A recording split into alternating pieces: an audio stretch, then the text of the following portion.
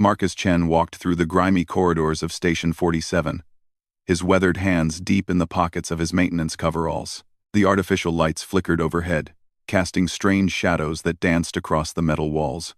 He had been working on this remote mining station for 3 years now, ever since Sarah died. The isolation suited him. Out here, nobody asked questions about his past, or why he chose to fix broken machines instead of going home to Earth. The black market section of the station buzzed with activity. Smugglers, traders, and desperate people gathered here to buy and sell things that couldn't be found in the official shops. Marcus usually avoided this area, but today he needed parts for the water recycling system. The station manager had given him 50 credits and told him to find what he could. He moved past stalls selling weapons, stolen goods, and exotic foods from distant worlds. The air smelled of oil, sweat, and something he couldn't identify. Alien merchants called out in languages he didn't understand, trying to attract customers to their wares. That's when he saw her. She sat in a small cage at the back of a dingy stall, hunched over with her knees pulled to her chest. The alien girl looked young, though Marcus couldn't be sure how to judge age in her species. Her skin was pale blue with silver markings that seemed to shift and flow like liquid metal. She wore what looked like a straitjacket, made of dark synthetic material, that covered her arms and torso completely. The creature running the stall noticed Marcus staring. It was a Grex, a species known for their cruel business practices. The alien had 4 arms and a face that reminded Marcus of a praying mantis. "You like the Kytherian?" the Grex asked in broken standard. "She very cheap today. Only 3 credits. Marcus felt his stomach turn. "She's sentient. This is slavery." The Grex made a sound that might have been laughter. No. She broken. Mind gone. Good only for simple work. Very obedient. Marcus looked at the girl again. Her large eyes, a deep violet color, met his for just a moment. In that brief glance, he saw something that contradicted everything the Grex had said. There was intelligence there, and pain, but not the blank stare of someone whose mind was gone. "What happened to her?" Marcus asked. "Found her drifting in escape pod. Very damaged. Lucky she alive at all. But brain hurt. Can't speak. Can't work proper. I give good price because I need space." Marcus checked his credit balance. He had exactly 50 credits for parts. But something about this situation felt wrong. The girl's eyes found his again. And this time he was certain she understood everything being said about her. "I'll take her," he said. The transaction took only minutes. The Grex transferred ownership papers to Marcus's personal pad and unlocked the cage. The girl didn't resist as Marcus gently helped her stand. She was taller than he'd expected, coming up to his shoulder, and moved with a grace that suggested her body wasn't damaged like her supposed mind. "Come on," Marcus said softly. "Let's get you out of here." She followed him silently through the station corridors. Marcus noticed how she kept her head down and stayed close to him, like someone who had learned to avoid attention. When they reached his small quarters in the maintenance section, he palmed the door lock and gestured for her to enter. His living space was modest but clean. A bed, a desk, a small kitchen area, and a bathroom.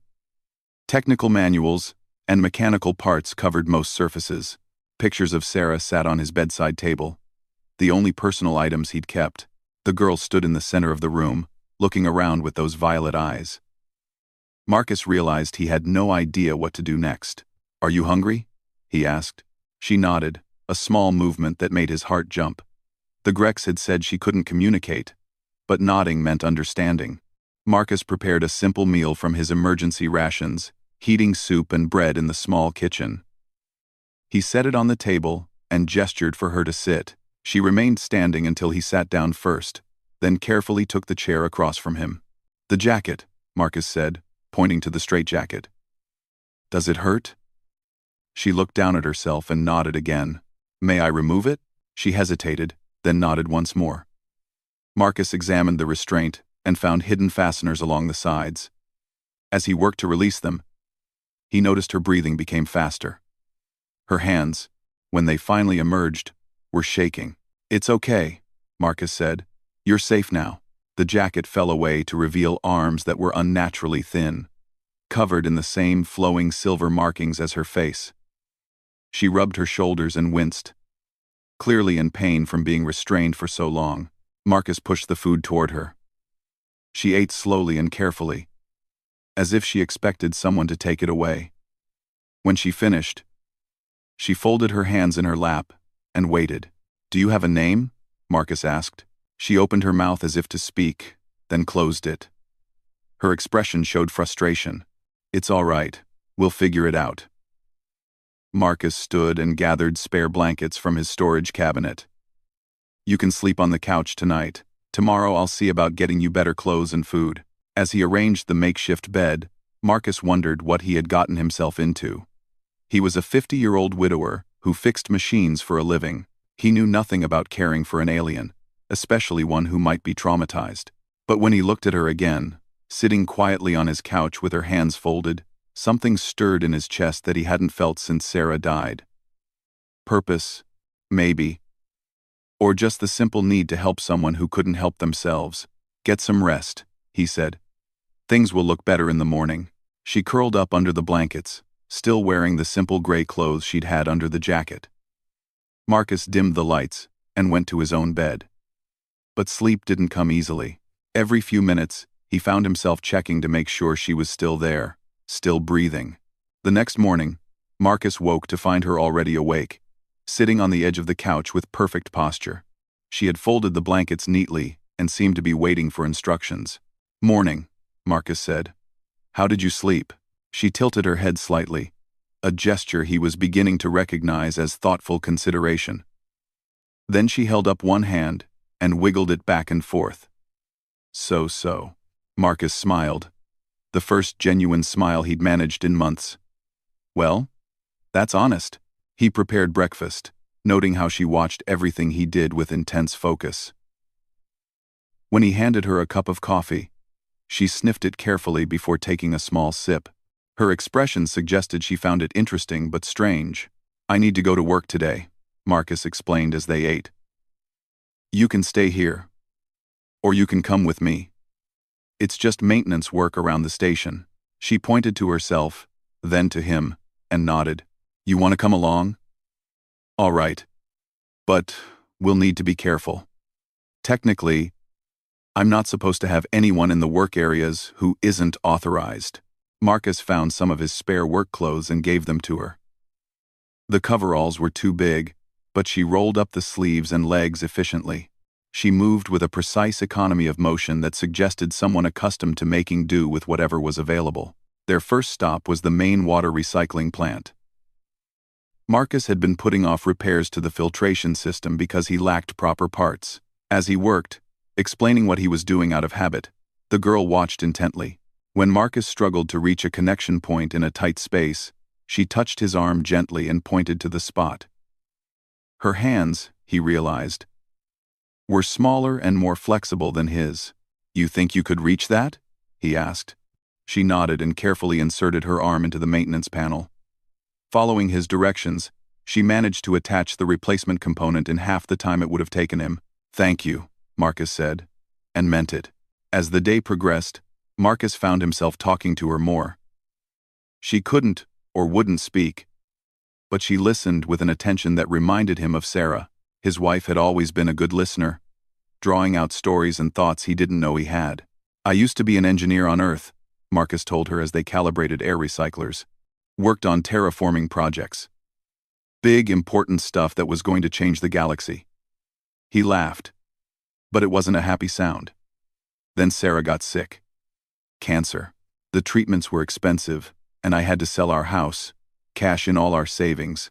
Still wasn't enough. The girl had stopped working and was looking at him with those violet eyes. She died anyway. 3 years ago last month. I came out here because I couldn't stand being on Earth without her. Everything reminded me of what we'd planned to do together. Marcus realized he was talking about things he'd never told another living soul.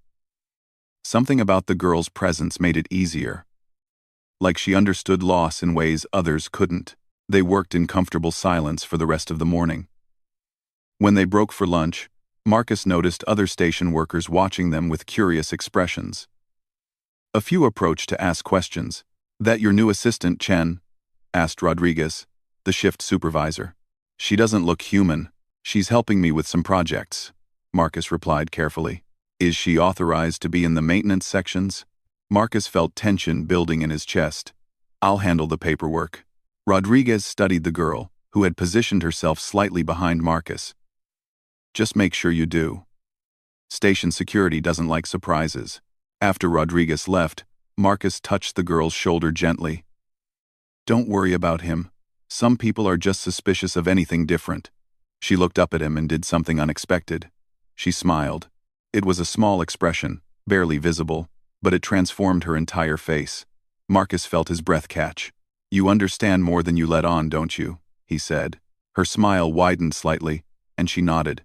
They spent the afternoon working on the station's communication array.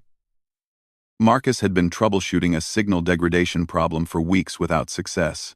As he ran diagnostics, the girl observed the readouts with the same intense focus she'd shown all day. Suddenly, she touched his arm and pointed to a specific section of the display. Marcus looked closer and saw what he'd missed. A pattern in the signal loss that suggested interference from the station's own power grid. "You're right," Marcus breathed. "The problem isn't the antenna. It's feedback from the main power coupling." Within an hour, they had isolated and corrected the issue. The communication array performed better than it had in months. "How did you spot that?" Marcus asked.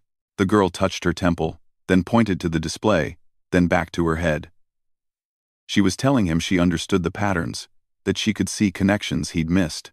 Marcus stared at her with growing amazement. "You're not just intelligent, you're brilliant." That evening, as they sat in his quarters sharing dinner, Marcus found himself studying her more carefully. The silver markings on her skin seemed to pulse gently with her heartbeat. Her movements were graceful but controlled, like someone who had trained to be unnoticed. "I'm going to call you Vera," Marcus said suddenly. "It means truth in an old Earth language, because I think you're much more than anyone believes." She considered this, then nodded with what looked like approval. "Vera," she said softly, and Marcus nearly dropped his fork. Her voice was like music, soft and melodic with an accent he couldn't place. She could speak. Had been able to, all along. "You've been hiding," Marcus said. It wasn't a question. "Safer," Vera whispered. "If they know what I am, they kill me." "What are you?" She looked down at her hands, at the silver patterns that flowed across her skin like liquid starlight. When she looked up again, her eyes held depths that seemed to contain entire galaxies. "I am the last," she said. The words hung in the air between them like a confession. Marcus set down his eating utensil and leaned forward, studying Vera's face in the dim light of his quarters. "The last what?" he asked gently. Vera's silver markings pulsed brighter for a moment, then dimmed.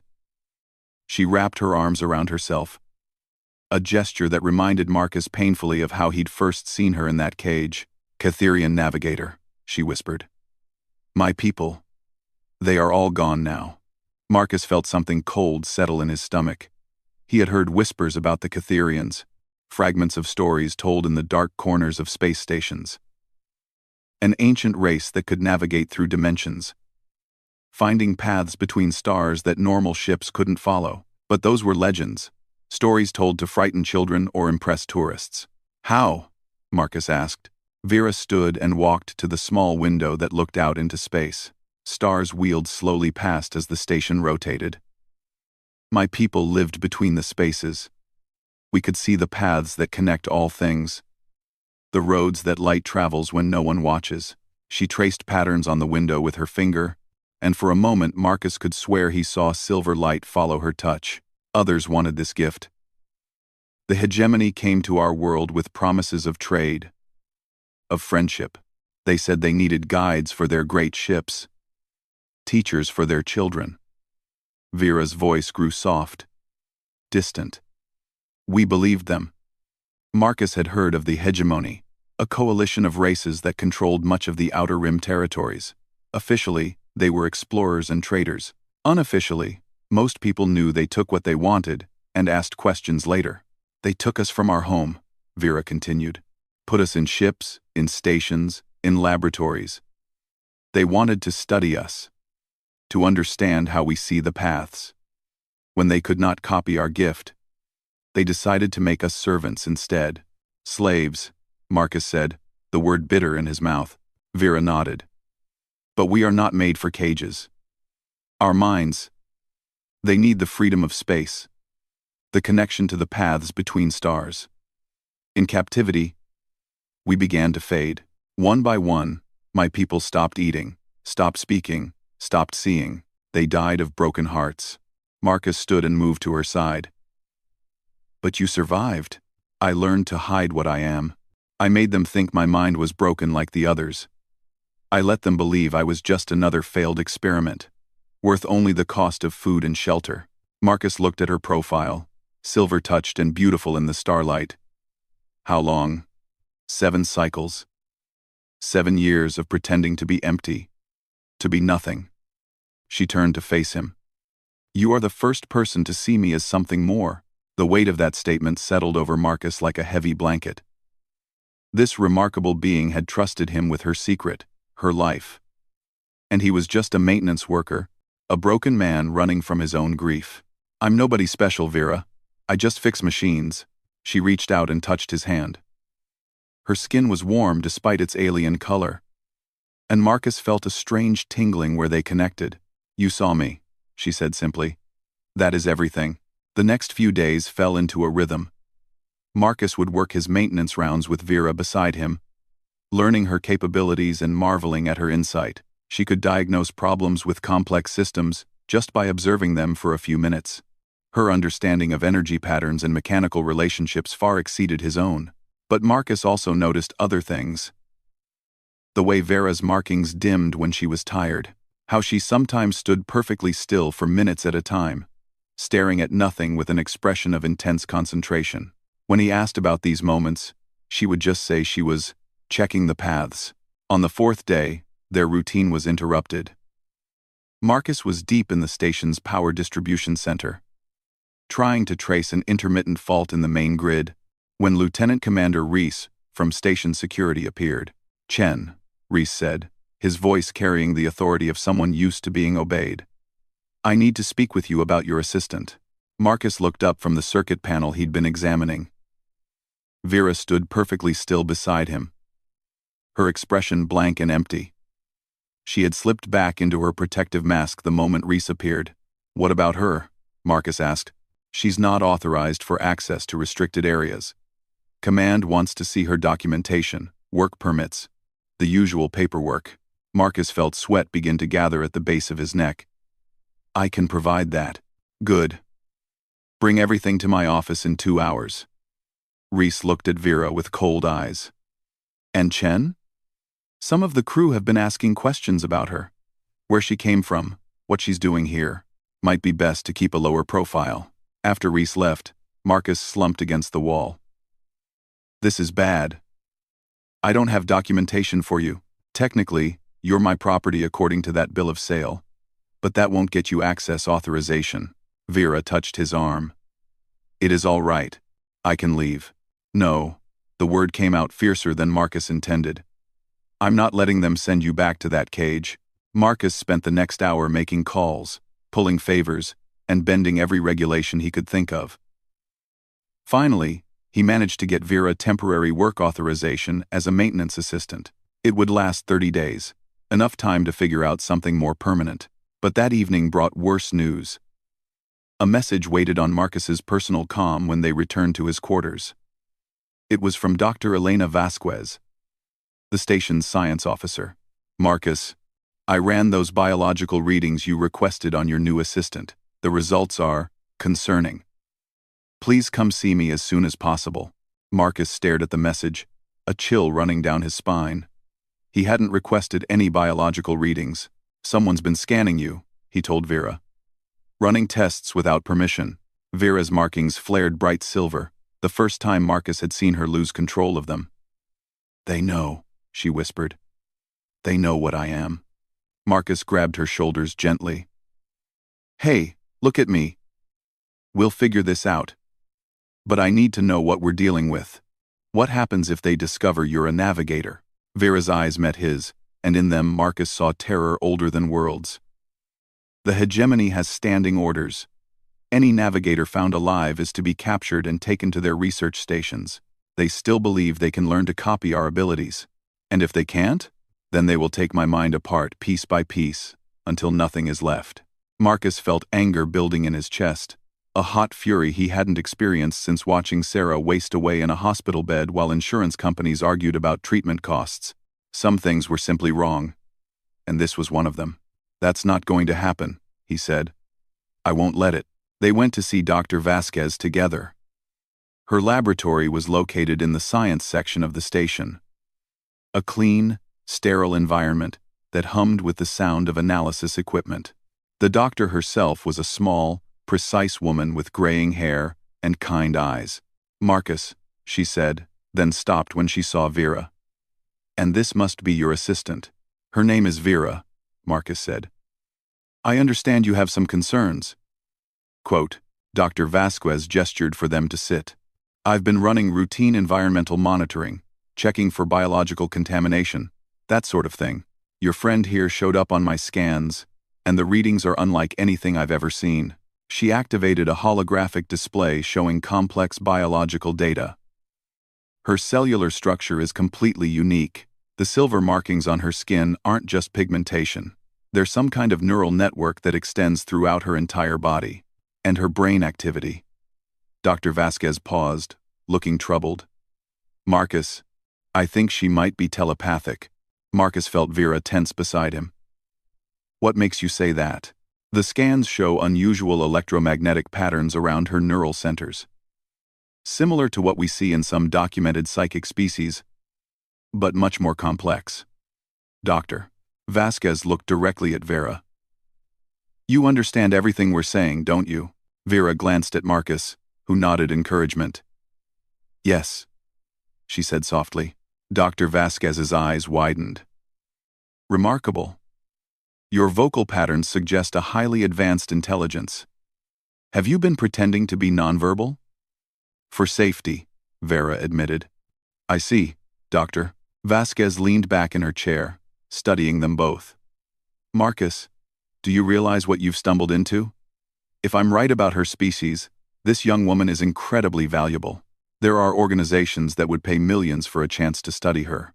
Marcus felt his jaw clench. "She's not for sale. I'm not suggesting she is. But others might not be so ethical." Dr. Vasquez turned back to Vera. "What's your real name, child?" Vera was quiet for a long moment. Then she spoke a word in her own language. A sound like stellar wind through cosmic dust.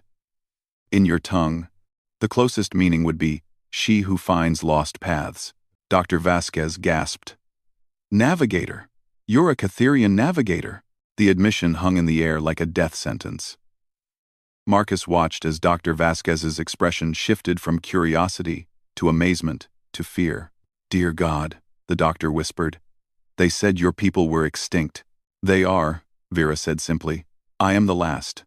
Dr. Vasquez stood abruptly and began pacing. "This changes everything. If word gets out, every faction in this sector will come for you. The hegemony, the free colonies, the corporate alliance, they all want navigator technology. Which is why we need to keep this quiet," Marcus said. "Marcus, you don't understand. I'm required to report significant biological discoveries to Station Command. If I don't file a report and they find out later, it's my career." Marcus felt the walls closing in. "How long do we have?" "I've delayed filing my report, but I can't wait much longer. Maybe a day or two." As they walked back to his quarters, Marcus could feel Vera's despair like a physical weight. She moved like someone walking to an execution, her silver markings dim and lifeless. "There has to be another option," Marcus said. "Some way to get you off the station before word spreads." "Where would I go?" Vera asked. "There is no safe place for one like me." Marcus stopped walking. An idea was forming. Crazy and dangerous, but possibly their only chance. What if there was? Vera looked at him with confusion. "I do not understand. You said your people could navigate between dimensions. Find paths that normal ships couldn't follow. Are there places out there, beyond normal space, where you could hide? Vera's markings flickered with something that might have been hope. The deep paths, yes. But to reach them requires a ship capable of dimensional translation. And a navigator to guide it. You're a navigator. Yes, but I would need the proper equipment. A translation drive, dimensional sensors, quantum field generators. Such things do not exist on mining stations.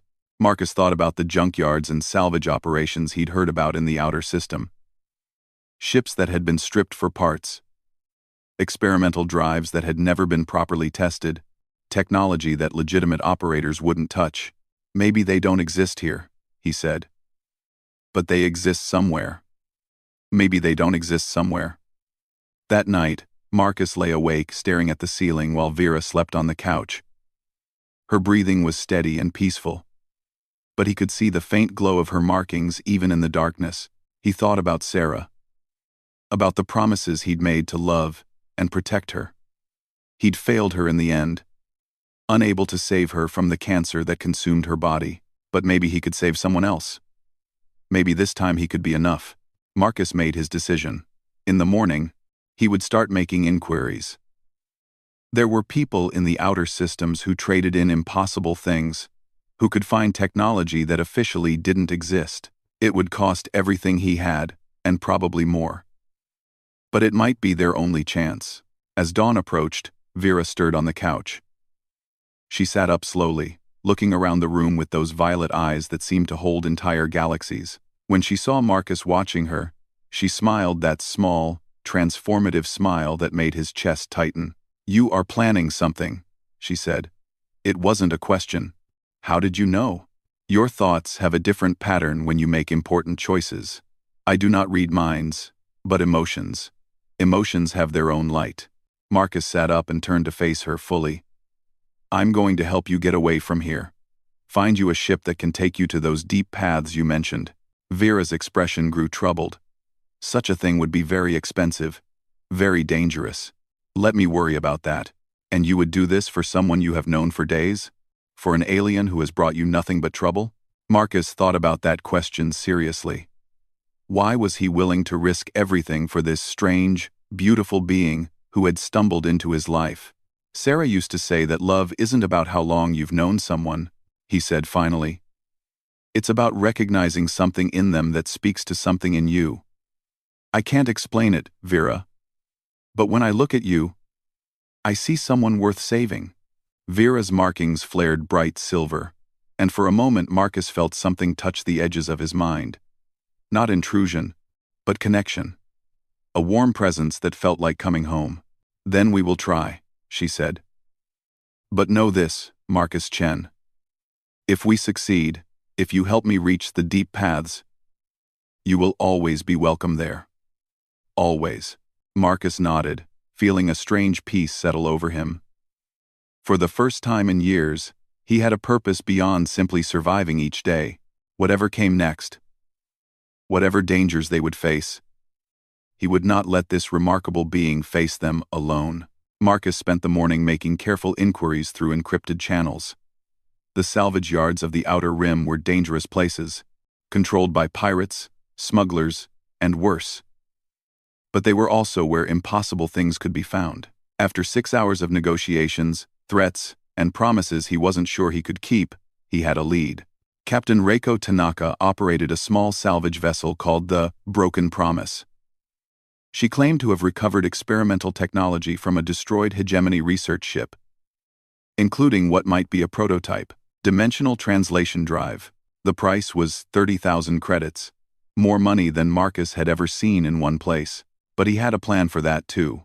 "You're serious about this?" Dr. Vasquez asked when Marcus approached her privately. They met in her laboratory after hours, speaking in whispers despite the room's privacy screening. "Dead serious," Marcus replied. "Vera deserves a chance at freedom. And if what you said is true, she's the last of her people. That makes her invaluable to galactic history." Dr. Vasquez paced behind her desk. What you're suggesting isn't just dangerous, Marcus. It's illegal. If we get caught helping her escape, we'll both face charges for harboring fugitive property and interfering with hegemony operations. She's not property, Marcus said firmly. She's a person. I know that. You know that. But legally, according to that bill of sale you signed, she belongs to you. And according to interspecies law, any surviving navigator belongs to the hegemony by right of conquest. Marcus felt sick. That's barbaric. Yes, it is. Which is why I'm going to help you. Dr. Vasquez pulled up files on her personal tablet. I've been running some additional scans on Vera. Marcus, her abilities are beyond anything we imagined. She's not just a navigator, she's something more.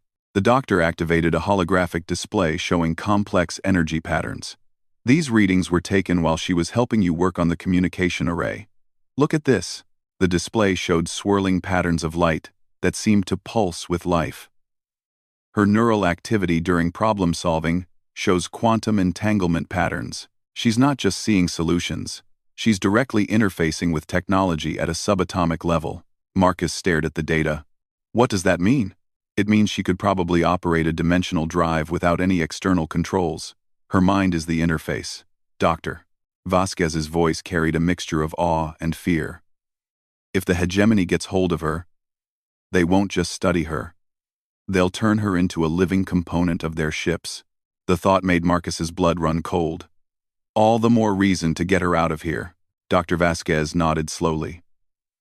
I'll transfer my research funds to your account. It's not 30,000, but it's close. Combined with your savings, it should be enough. Elena, I can't ask you to.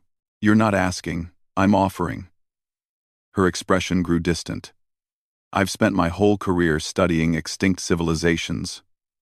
Marcus, cultures that vanished while people like me wrote papers about their dead languages and abandoned cities. For once in my life, I have a chance to save something irreplaceable. 3 hours later, Marcus met Captain Tanaka at the docking bay. She was a small, weathered woman with cybernetic implants around her left eye and scars that suggested a violent past. The broken promise looked like it had been assembled from spare parts, but Marcus could see signs of careful maintenance beneath the rough exterior. You the one looking for exotic tech? Tanaka asked, not bothering with pleasantries. That's me. You said you have a dimensional translation drive? Tanaka led him into her ship's cargo hold. In the center sat what looked like a sphere of twisted metal and crystal. About the size of a small shuttle. Energy patterns flickered across its surface like trapped lightning. Hegemony prototype, Tanaka explained. Pulled it from a research vessel that got too close to a gravity well. Drive cores intact, but the control systems are fried. Been trying to find a buyer for months. Marcus circled the device, wishing he understood what he was looking at. Does it work? Hell if I know. The hegemony ships that use these things have specially trained pilots. Without the right interface, it's just an expensive paperweight. Marcus thought about Dr. Vasquez's scans, about Vera's ability to interface directly with technology. I'll take it. The transaction took 20 minutes and most of Marcus's life savings. As Tanaka's crew loaded the dimensional drive onto a transport sled, Marcus felt a mixture of terror and determination. There was no going back now. He found Vera in his quarters, standing by the window and staring out at space. Her markings were pulsing in slow, rhythmic patterns that reminded him of deep breathing. The paths are calling, she said without turning around. Something is coming. Something that will change everything. Marcus felt a chill run down his spine. What kind of something? What? Vera turned to face him, and Marcus was struck again by how alien and beautiful she was. A choice, the kind that echoes across generations. Before Marcus could ask what she meant, his door chimed. Dr. Vasquez entered, her face pale and frightened. They know, she said without preamble. Security just received a priority message from Hegemony Command. They're sending a research vessel to collect the navigator asset. Marcus felt the world tilt around him. How long do we have? The ship will arrive in 6 hours. And Marcus, it's not just any research vessel. It's the Doctrine of Pain. Captain Voss's ship. Marcus didn't recognize the name, but Vera did. Her markings flared bright silver and she staggered as if struck. No, she whispered. Not him. Anyone but him. Who is Captain Voss? Marcus asked. Vera's voice was barely audible. He commanded the ship that took my people from our homeworld. He was there when my family died. He knows what I am. Knows what I can do. Marcus grabbed her hands. Then we leave now. The drive isn't installed, Dr. Vasquez pointed out. Even if we could get to a ship, how would we integrate alien technology without proper tools? Vera looked between them, her expression growing determined. I can interface with it directly. But I will need a ship capable of carrying it. And time to establish connection. Marcus thought quickly. The maintenance bay in Section 7 has a small transport ship. It's been scheduled for decommission. But it's still functional.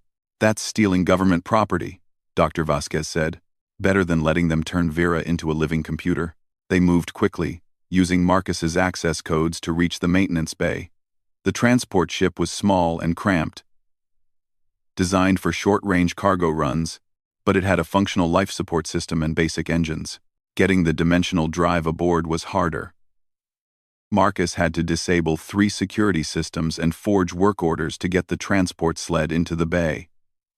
Dr. Vasquez stood watch while Marcus and Vera loaded the alien device into the ship's small cargo hold. How do you interface with it? Marcus asked as Vera approached the drive. Like this, she said, and placed her hands on the crystal surface. What happened next was beyond anything Marcus had imagined. Silver light exploded from Vera's hands, racing across the drive's surface in complex patterns. Her markings blazed so brightly that Marcus had to shield his eyes.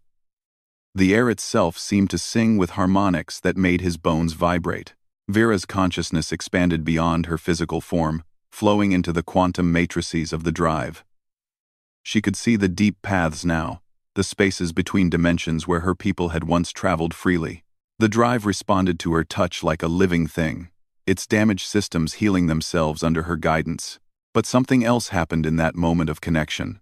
The drive had memory, quantum impressions of its creators. Vera saw flashes of the hegemony research that had built it. The experiments conducted on captured navigators. The plans for an entire fleet of ships guided by enslaved minds. And she saw something else. Hidden in the drive's quantum core was a message, placed there by the navigator who had died helping to create it. Coordinates to a place beyond normal space, where the last free settlements of her people waited in exile. They're alive, Vera gasped, her hands still connected to the drive. Some of my people survived. They're hiding in the deep paths, waiting. Marcus felt his heart pound. Can you reach them? Yes. But Vera's expression changed as she sensed something else through the drive's connection to local space. The hegemony ship has arrived early. They're jamming communications and deploying boarding teams. Alarms began sounding throughout the station. Dr. Vasquez's voice came over the comm system. Security alert. All personnel to emergency stations. Unknown vessels are docking without authorization. Marcus ran to the ship's pilot station and began startup sequences. Can you navigate while maintaining connection to the drive? Vera nodded, though Marcus could see the strain in her face. Silver light continued to flow between her hands and the device, and her markings pulsed in rhythm with the drive's energy patterns. The transport ship lifted off just as armed hegemony soldiers breached the maintenance bay doors. Marcus pushed the engines to maximum, racing for the station's exit ports, while laser fire sparked against their hull. They're trying to disable our engines, Marcus called out. How long until you can activate the drive? I need to find the resonance frequency, Vera replied, her voice strained. The paths are difficult to see from normal space. The ship shuddered under weapons fire. Marcus activated the emergency beacon, hoping Dr. Vasquez would be able to claim she knew nothing about their escape. Through the viewport, he could see the Doctrine of Pain. A massive black ship, bristling with weapons and research equipment. A voice crackled over the communication system. Transport vessel, This is Captain Voss of the Hegemony Research Division. You are in possession of stolen property. Return to the station immediately, or face destruction. Marcus grabbed the comm. This is Marcus Chen. Vera isn't property. She's a person with the right to choose her own destiny. Voss's laugh was cold and mechanical. The navigator belongs to the hegemony. Her people surrendered that right when they lost their war. Surrender now, and your death will be quick. Marcus looked at Vera, still connected to the dimensional drive. Silver tears ran down her face, and her markings had begun to pulse in new patterns. Not just rhythm, but complex sequences that reminded Marcus of computer code. I can see them, Vera whispered. The paths are opening. But Marcus, if we go through, you cannot return. Normal space will be lost to you forever. Marcus thought about his life. The empty quarters on a mining station. The endless days fixing machines while trying not to remember Sarah's face. Then he looked at Vera, this remarkable being who had brought wonder back into his world. Then we go forward, he said. Vera's consciousness expanded further into the drive. She could see the quantum pathways now, the spaces between reality where her people had learned to travel. But something was wrong. The path to her people's exile required more power than the drive could provide alone. Unless Vera made a choice that would echo across dimensions. Instead of simply guiding the drive, she began to merge with it. Her consciousness flowed into its quantum matrices, her life force becoming part of its power source. The silver patterns on her skin began to fade as that energy transferred to the device. Vera, what are you doing? Marcus shouted as he saw her growing paler. What I must, she replied, though her voice now came from the drive itself as much as her physical form. To reach the deep paths. The drive needs a navigator's life force. My people have been waiting so long for someone to find them. Marcus felt panic rise in his throat. There has to be another way. There is, Vera said softly. But it requires trust. Before Marcus could ask what she meant, the space around their ship began to change. Reality rippled like water, and through the distortions Marcus could see impossible vistas. Seas of silver light stretching between stars, paths that led through the heart of galaxies. Doorways to places that existed outside normal time, but he could also see that Vera was dying. Her physical form was becoming translucent as more of her essence flowed into the drive. In moments, she would be gone forever. Marcus made his own choice. He left the pilot's station and placed his hands on Vera's shoulders, feeling the electric tingle of her fading energy. If you're going into that thing, you're not going alone, he said. Marcus, no. Humans cannot interface with navigator technology. It will kill you. Maybe. Or maybe something else will happen. Marcus pressed his hands against the drive, feeling its alien energy race through his nervous system like liquid fire. You said love creates new possibilities, right? Let's find out what's possible. Love ground. Let's find out what's possible. The pain was incredible. Marcus felt his consciousness being pulled apart and reconstructed on a quantum level. But instead of destroying him, something miraculous occurred. His human determination, his refusal to let go of what he loved, created a bridge between his mind and Vera's. For a moment, they existed as a single being. Human stubbornness and alien wisdom merged into something entirely new. Through their combined will, the dimensional drive didn't just activate, it transformed, becoming something beyond its original design. Space exploded around them in a cascade of silver light. But instead of just opening a path to the deep dimensions, their merged consciousness did something impossible. It called out across space and time to every navigator who had ever lived, every path that had ever been traveled. And they answered. The doctrine of pain found itself surrounded by ships that materialized out of silver light. Vessels from across the galaxy, piloted by navigators who had thought they were alone. The desperate call of the last free navigator had reached them all, drawing them together for the first time in generations. Marcus and Vera, still merged with the drive, found themselves at the center of a reunion beyond imagining. Through their connection, they could feel the joy and wonder of a scattered people finding each other again. But more than that, they had created something new. A bridge between human and navigator consciousness that opened possibilities neither species had dreamed of. Captain Voss's voice came over the comm, filled with rage and fear. "This is impossible. The navigators are extinct." From dozens of ships came the same response, spoken in harmony. "We are the paths between stars. We are the bridges between worlds. And we are free." The hegemony ship fled rather than face an entire fleet of navigator vessels. Later, when they had reached the safety of the deep paths, Marcus found himself changed but still fundamentally human. The merging with the drive had given him the ability to see the paths between stars, to understand the connections that bound all things together. But more importantly, it had given him Vera back. She stood beside him on the bridge of a ship that seemed to be made of crystallized starlight, her markings restored to their full silver glory. Around them, the exiled navigator settlements spread across impossible vistas of interdimensional space. "You did something no human has ever done before," Vera said, taking his hand. "You became a bridge between our peoples." Marcus looked out at the silver seas stretching beyond the horizon. "And you did something no navigator has done before. You found a way to bring your people home without losing yourself." Vera smiled, the expression more radiant than any star. "We did it together. Human determination and navigator wisdom combined into something new." In the months that followed, Marcus learned to navigate the deep paths. He became the first human to truly understand the spaces between dimensions. And through him, other humans began to make contact with the navigator settlements.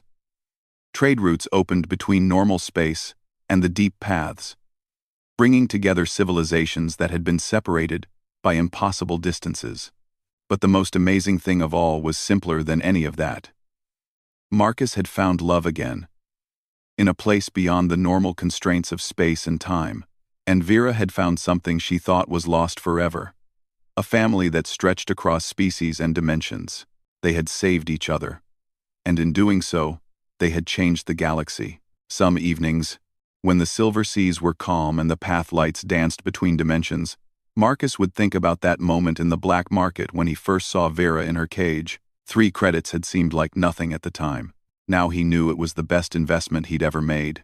Not because of the wealth or technology or even the miraculous things that followed, but because for the second time in his life, Marcus Chen had learned that love was worth any price, any risk, any journey across the impossible distances between hearts.